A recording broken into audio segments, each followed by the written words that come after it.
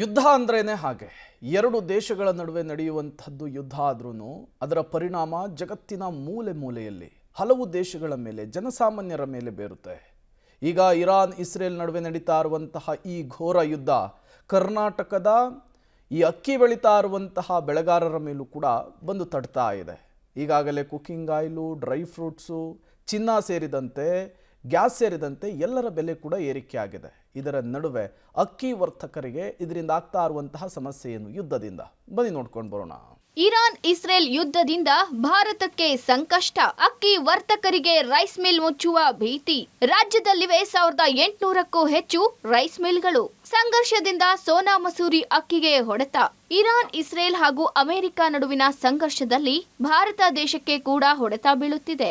Gas ದರ ಏರಿಕೆ ಬಿಸಿ ಜನರಿಗೆ ತಟ್ಟಿದೆ. ರಾಜ್ಯದ ಬಾಸುಮತಿ ಅಕ್ಕಿ ಹಾಗೂ ಸೋನಾ ಮಸೂರಿ ಅಕ್ಕಿಗೆ ಮಧ್ಯಪ್ರಾಚ್ಯ ರಾಷ್ಟ್ರ ಹಾಗೂ ಅಮೆರಿಕ ದೇಶದಲ್ಲಿ ಬೇಡಿಕೆ ಹೆಚ್ಚಿದೆ. ಸೋನಾ ಮಸೂರಿ ಅಕ್ಕಿ ರಫ್ತು ಹೆಚ್ಚಾಗುತ್ತಿತ್ತು. ಮಾರ್ಚ್ ತಿಂಗಳಿನಲ್ಲಿ ಭಾರಿ ಪ್ರಮಾಣದ ಅಕ್ಕಿ ದುಬೈ, ಸೌದಿ ಅರೇಬಿಯಾ, ಅಮೆರಿಕ ಸೇರಿದಂತೆ ವಿವಿಧ ರಾಷ್ಟ್ರಗಳಿಗೆ ಅಕ್ಕಿ ರಫ್ತಾಗುತ್ತಿತ್ತು. ಆದರೆ ಯುದ್ಧದ ಕಾರ್ಮೋಡ ಹಿನ್ನೆಲೆ ಸೋನಾ ಮಸೂರಿ ಅಕ್ಕಿ ರಫ್ತು ಸ್ಥಗಿತವಾಗಿದೆ. ಹೌದು, ಇರಾನ್ ಹಾಗೂ ಇಸ್ರೇಲ್ ಯುದ್ಧದ ಪರಿಣಾಮ ಕಳೆದ ಒಂದು ವಾರದಿಂದ ಅಕ್ಕಿ ರಫ್ತು ಆಗುತ್ತಿಲ್ಲ. ರಾಜ್ಯದ ಯಾದಗಿರಿ, ರಾಯಚೂರು, ಬಳ್ಳಾರಿ ಸೇರಿ ವಿವಿಧ ಭಾಗದಲ್ಲಿ 1800ಕ್ಕೂ ಹೆಚ್ಚು ರೈಸ್ ಮಿಲ್ಗಳಿವೆ. ಕೋಟ್ಯಾಂತರ ರೂಪಾಯಿ ಬೆಲೆ ಬಾಳುವ ಅಕ್ಕಿ ರಫ್ತು ಆಗುತ್ತಿತ್ತು.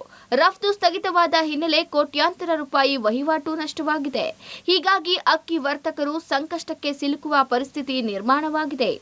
ಯಾದಗಿರಿ ಜಿಲ್ಲೆಯಲ್ಲಿ ಟೋಟಲ್ 28 ರೈಸ್ ಮಿಲ್ ಇದೆ ಸರ್. ಅದರಲ್ಲಿ ಸಣ್ಣ ರೈಸ್ ಮಿಲ್ ಇದೆ, ದೊಡ್ಡ ರೈಸ್ ಮಿಲ್ ಇದೆ. ಇದರಲ್ಲಿ ದೊಡ್ಡ ರೈಸ್ ಮಿಲ್ಗೆ ಜಾಸ್ತಿ ಹೊಡ್ತಾ ಬೀಳ್ತಾರೆ ಸರ್. ಯಾಕಂದ್ರೆ ಅವರು ಎಕ್ಸ್ಪೋರ್ಟ್ನಾಗ ಮಾಲ್ ಕಳಿಸ್ತಿರ್ತಾರ. ಈಗ ಸದ್ಯ ಅಂದ್ರೆ ಬಾಸ್ಮತಿ ಅಕ್ಕಿಗೆ ಭಾಳ ಎಫೆಕ್ಟ್ ಆಗ್ಯದ ಸರ್. ಮಾಲ್ ಹೋಗೋವಲ್ದು. ಕೆಲವೊಂದು ದಿನ ಹಿಂಗೆ ನಡೆದ್ರೆ ಮುಂದಿನ ದಿನಗಳಲ್ಲಿ ನಮ್ಮ ಸೋನಾ ಮಸೂರಿ ಅಕ್ಕಿಗೂ ಇದೇ ಥರ ತೊಂದರೆ ಆಗ್ತದ. ಈಗ ಸದ್ಯ ಅಂದ್ರೆ ವ್ಯಾಪಾರ ಭಾಳ ಕಡಿಮೆ ಆಗ್ಯದ. ಬೇಡಿಕೆ ಮೊದಲು ಭಾಳ ಇತ್ತು ಸರ್. ಈಗ ಒಂದು 8-10 ದಿವಸದಿಂದ ಬೇಡಿಕೆ ಕಡಿಮೆ ಆಗ್ಯದ, ಭಾಳ ಕಡಿಮೆ ಆಗಿದೆ. ಇನ್ನು ಹಿಂಗೆ ಯುದ್ಧ ಜಾಸ್ತಿ ದಿವಸ ನಡೆದ್ರೆ ನಾವು ಮಿಲ್ ಮುಚ್ಚಬೇಕಾಗ್ತದೆ ಸರ್. ಯಾಕಂದ್ರೆ ಮಾಲ್ ಮಾರಾಟ ಆಗಿಲ್ಲ ಅಂದ್ರೆ ನಾವು ಪ್ರೊಡಕ್ಷನ್ ಮಾಡೋದೇ ಆಗಲ್ಲ. ಇನ್ನು ರಾಜ್ಯದ ಜೊತೆ ಯಾದಗಿರಿ ಜಿಲ್ಲೆಯಲ್ಲಿ ಸುಮಾರು 28 ರೈಸ್ ಮಿಲ್ಗಳಿವೆ. ಒಂದು ವಾರದಲ್ಲಿ 50 ಕೋಟಿ ರೂಪಾಯಿ ಬೆಲೆ ಬಾಳುವ 20,000 ಟನ್ನಷ್ಟು ಅಕ್ಕಿ ಮಾರಾಟವಾಗದೆ ಸಂಗ್ರಹ ಉಳಿದಿದೆ. ರೈಸ್ ಮಿಲ್ ಮಾಲೀಕರು ಭತ್ತವನ್ನು ಯಂತ್ರಕ್ಕೆ ಹಾಕುತ್ತಿಲ್ಲ. ಇದೇ ರೀತಿ ಯುದ್ಧ ಮುಂದುವರೆದರೆ ರೈಸ್ ಮಿಲ್ಗಳು ಮುಚ್ಚುವ ಪರಿಸ್ಥಿತಿ ತಲೆದೂರಲಿದೆ. ಎಕ್ಸ್ಪೋರ್ಟ್ ಕ್ವಾಲಿಟಿ ಹೋಗ್ತಿತ್ತು ನಮ್ಮ ಇಂಡಿಯಾದಿಂದ, ಅದೇನು ಹೋಗವಲ್ದು. ಈಗ ಸ್ಟಾಪ್ ಮಾಡ್ಯಾರ. ಆಮೇಲೆ ಎಲ್ಲಿ ಬೇಕಲ್ಲಿ ಪೋರ್ಟ್ನಾಗ ಸ್ಟಾಕ್ ಬಿದ್ದುಬಿಟ್ಟದ ಅಂತ ಹೇಳತ್ತಾರ. ಆಮೇಲೆ ಅವ್ರಿಗೂ ಸೇಲ್ ಪಾಯಿಂಟ್ ಸುಧಾರಿಸೋಲ್ದು ಎಕ್ಸ್ಪೋರ್ಟ್ ಮಾಡೋರಿಗೆ. ನಮ್ಮ ರೈಸ್ ಮಿಲ್ ಸಣ್ಣ ಮಿಲ್ಲಿನೂ ಅವ್ರಿಗೆ ಪರ್ಚೇಸ್ ಮಾಡಿ ಅವ್ರು ಹೊರಗೆ ಕಳಿಸ್ತಿದ್ರು. ಅದರಿಂದ ಎಫೆಕ್ಟ್ ಆಗದೆ ಸರ್.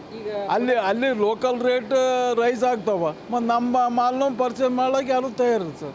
ಮಾಡೋದು ಕಮ್ಮಿ ಆಗುತ್ತೆ ಸರ್, ಆಟೋಮೆಟಿಕ್ ಕಮ್ಮಿ ಆಗ್ಲಕ್ಕತ್ತೆ. ಇದೇ ರೀತಿ ನೋಡಿದ್ರೆ ಕವಳಿ ರೇಟ್ ಡೌನ್ ಆಗ್ತದೆ. ಎಫೆಕ್ಟ್ ಆಗದೆ ಸರ್. ಲೇಬರಿಗೆ ಕೆಲಸ ಸಿಗಲ್ಲ, ಮತ್ತು ಗುಮಾಸ್ತರಿಗೆ ಕೆಲಸ ಇರಲ್ಲ, ಮತ್ತು ನಾವು ಪ್ರೊಡಕ್ಷನ್ ಮಾಡಿದ ಮಾಲ್ ಸೇಲ್ ಇರಲ್ಲ. ಒಟ್ನಲ್ಲಿ ಕೊಲ್ಲಿ ಕಾಳಗ ಇದೇ ರೀತಿ ಮುಂದುವರೆದರೆ ಅಕ್ಕಿ ದರ ಇಳಿಕೆಯಾಗಲಿದೆ. ಅದೇ ರೀತಿ ಭತ್ತದ ದರ ಕುಸಿತವಾಗಲಿದೆ. ಇದರಿಂದ ರೈತರಿಗೆ ಹಾಗೂ ಅಕ್ಕಿ ವರ್ತಕರಿಗೆ ಭಾರಿ ನಷ್ಟವಾಗಲಿದೆ. Rupesh, public TV, Yadgir.